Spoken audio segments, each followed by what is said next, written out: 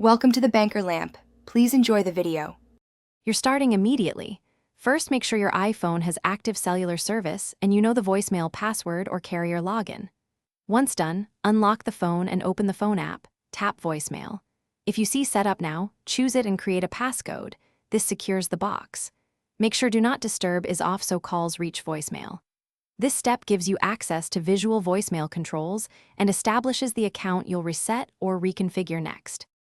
Next, force close the phone app to clear temporary glitches, then restart your iPhone to refresh services.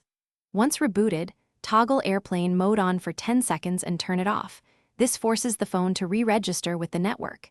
If visual voicemail still won't load, go to Settings Phone Change Voicemail Password to set a new passcode. This resets access for many carriers. Also check Settings General About for a carrier update prompt and install it if present. Finish by recording a fresh greeting. Open phone voicemail greeting and save it.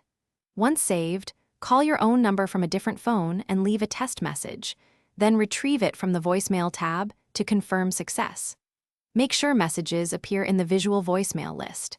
If that fails, reset network settings in Settings General Transfer or reset iPhone Reset Network Settings, or contact your carrier to have them reset the voicemail box on their end. This usually resolves stubborn issues. Thanks for watching. If this was helpful, leave a like and consider subscribing. See you next time.